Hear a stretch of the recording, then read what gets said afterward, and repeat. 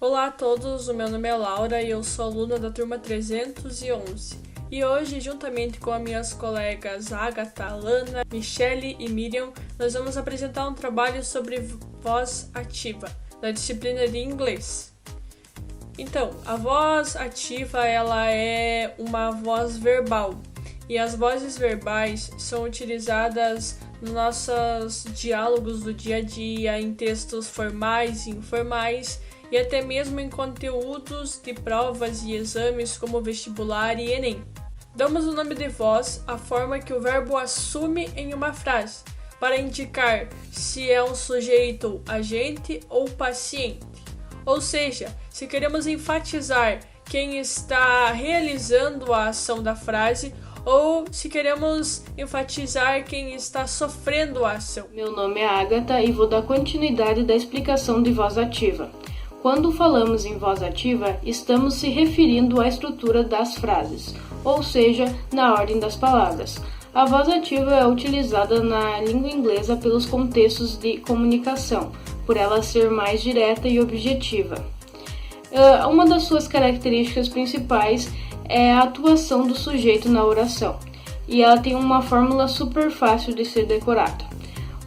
Quem faz a atuação, no caso o sujeito, mais o verbo, mais o objeto que recebe a ação.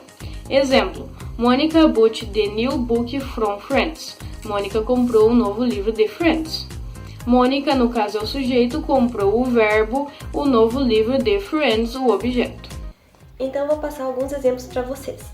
Rachel ate 4 slices of pizza. Rachel comeu 4 fatias de pizza. Então, o sujeito nessa frase é a Rachel. O verbo é comeu e o objeto é 4 fatias de pizza. O segundo exemplo é She finished her homework. Ela terminou a sua tarefa de casa. O sujeito é ela, o verbo é terminou e o objeto é sua tarefa de casa. O terceiro exemplo é They eat pizza. Eles comem pizza. O sujeito é eles, o verbo é comem e o objeto é pizza. Então, o último exemplo que eu trouxe é We study English. Nós estudamos inglês. Então, o sujeito é nós, o verbo é estudamos e o objeto é inglês.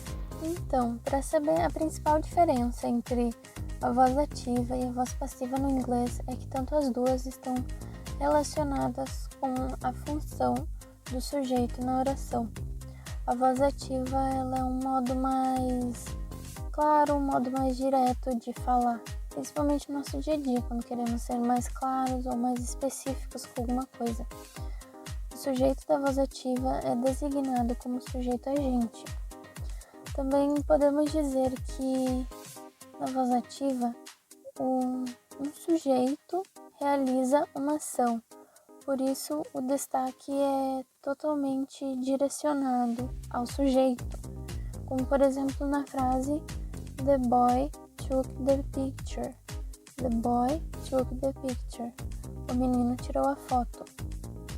O menino é o sujeito que realiza a ação de tirar a foto. A voz passiva é aquela onde o sujeito sofre ou recebe a ação verbal.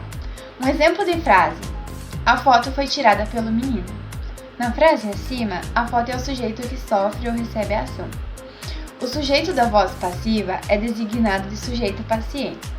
Agora uma explicação de sujeito paciente e sujeito agente. Sujeito paciente é aquele cuja função é receber ou sofrer uma ação verbal em uma oração de voz passiva ou de voz reflexiva. Já o sujeito agente, por sua vez, ocorre em frases de voz ativa e de voz reflexiva e pratica a ação verbal da oração.